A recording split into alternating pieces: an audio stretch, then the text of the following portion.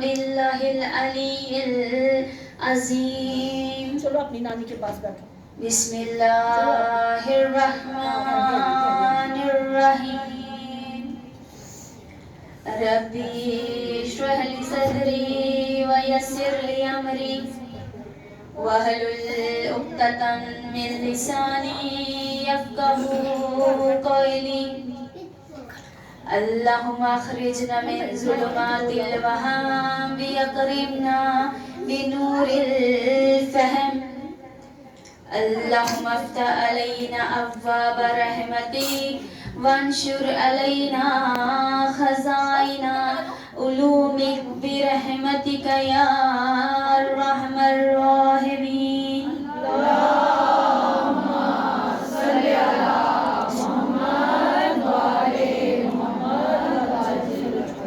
بسم اللہ الرحمن الرحیم. الحمدللہ رب العالمین. الصلاۃ والسلام علی اشرف الانبیاء والمرسلین سیدنا ونبینا وشفیعنا ومولانا ابی القاسم محمد. اللہم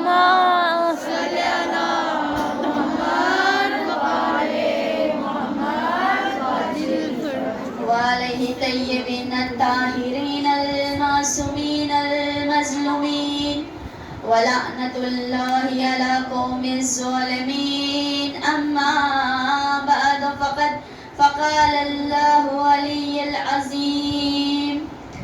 الصلاۃ والسلام وأخیہ ووزیرہ وذریاتہ وعترتہ ونبوته علی ابن ابی طالب علی کل غالی ولی ابن ابی طالب امام المشرقین والمغربین والد الشبر الشبیر قاتل مرحب انتر.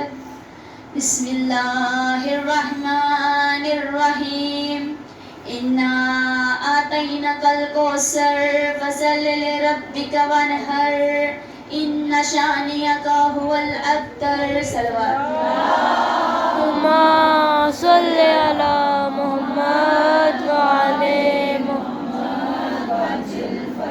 آئیے کنیزان سیدہ بارگاہ خداوندی میں ہاتھوں کو بلند کر کے دعا کریں.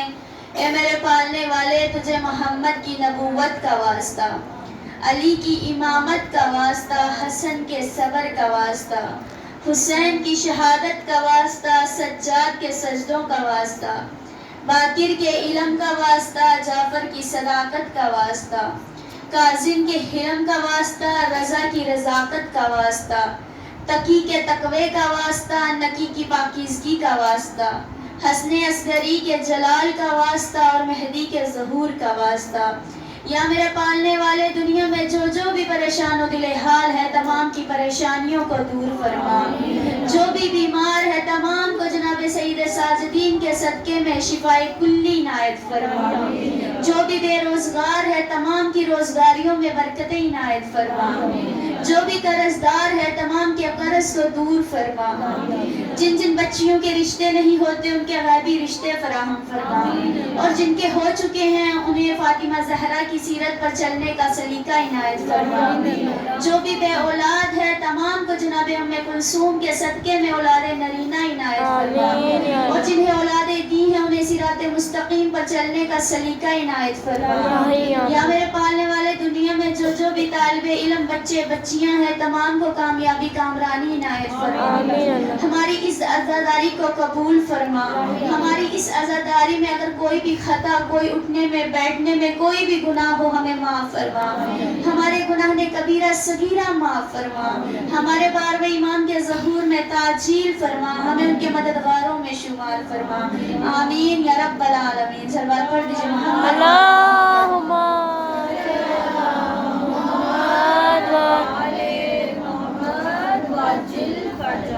آغاز کر رہی ہوں میں لے کر خدا کا نام، بعد از خدا ہے سب سے بڑا مصطفیٰ کا نام.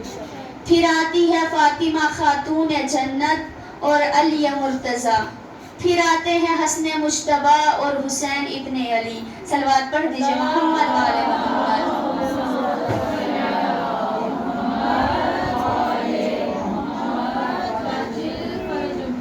کنیزان سیدہ، عزاداران حسین، اولاً ساری تعریف و توصیف، ساری حمد و ستائش اس معبود برحق کی کرنا چاہوں گی جس نے ہمیں تمام نعمتوں سے نوازا ہے. ایسی ایسی نعمتیں ہمیں دی ہیں کہ جس کے بارے میں ہمیں کبھی سوچا بھی نہیں تھا، غور و فکر بھی نہیں کی تھی. وہ سب سے بڑی نعمت یہ ہے کہ ہمیں اسے عزاداری کرنے کا حق دیا ہے، کیونکہ عزاداری جو ہوتی ہے وہ ہر انسان نہیں کر پاتا. جس کے اندر حب حسین ہوگا، حب علی ہوگا، وہی اس عزاداری کے مقام کو پہچان سکے گا، وہی اس نعمت کو پہچان سکے گا. وہی پالنے والا کہ جس نے ہمیں ہماری ہدایت کے لیے 1,24,000 انبیاء بھیجے اور اسی کے ساتھ قرآن مجید فرقان حمید جیسی کتاب کو نازل کیا. اور اس کتاب میں پروردگار عالم اس طرح سے گویا سخن ہو رہا ہے کہ اِنَّا أَعْطَيْنَاكَ الْكَوْثَرَ، کہ اے محمد ہم نے تمہیں اولاد کثیر عطا کی ہے.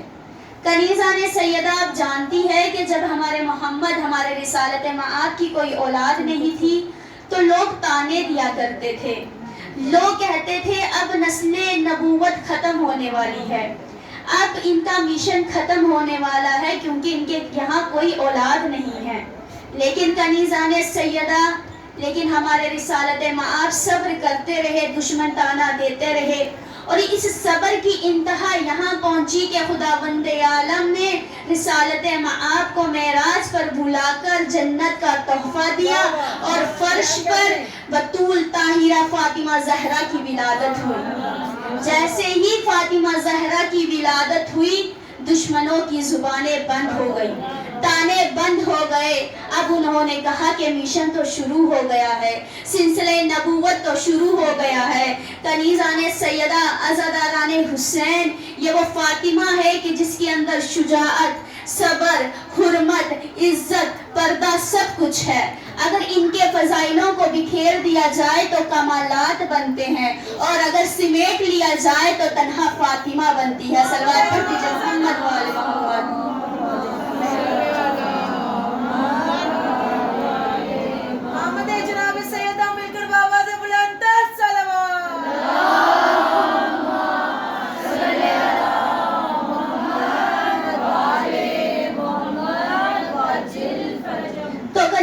سیدہ، آئیے دیکھتے ہیں یہ کمالات کہاں کہاں فاطمہ کے ملتے ہیں.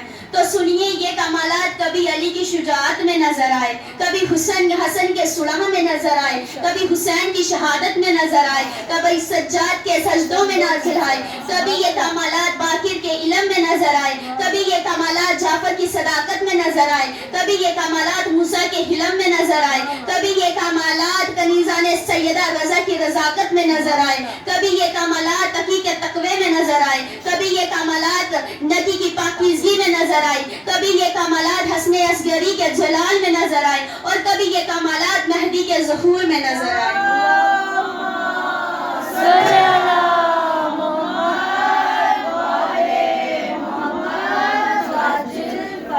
تو کنیزان سیدہ، ان کمالات کو اگر دیکھیں، ہماری شہزادی کے اندر عزت، حرمت، ہر ایک شجاعت، صبر، پردہ سب کچھ پہچاننا جایا سکتا ہے. لیکن کنیزان سیدہ، ہماری شہزادی کے پردے کا کیا کہنا؟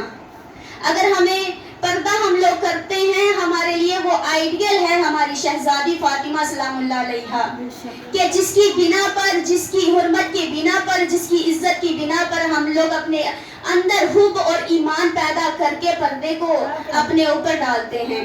لیکن کنیزان سیدہ، اگر پردے کی بات آئی تو آپ سب جانتے ہیں ہمارے 7ویں امام، امام موسیٰ کاظم علیہ السلام، محمد والے محمد، انہیں جب بادشاہ نے زندان میں قید کر دیا تو بادشاہ نے ایک بے حرمت عورت کو بھیجا جس کے سر پر چادر نہیں تھی، اور کہا کہ تم جا کر امام موسیٰ کاظم کی عبادت میں خلل ڈالنا، وہاں گنگنانا، گیت گنگنانا، ان کی عبادت میں، ان کی نمازوں میں خلل ڈالنا، رکاوٹیں پیدا کرنا. کنیزہ نے سیدہ اب وہ عورت جو ہے وہ زندان میں آتی ہے. جب زندان میں آتی ہے تو ایک شگاف سے دیکھتی ہے، ایک کونے سے دیکھتی ہے کہ امام موسیٰ کاظم جو ہے وہ نماز میں مشغول ہے، اور ان کے درمیان انہی کے دائیں حصے میں ایک چراغ روشن ہو رہا ہے. وہ جو عورت ہے کبھی چراغ کو دیکھتی ہے، کبھی امام موسیٰ کے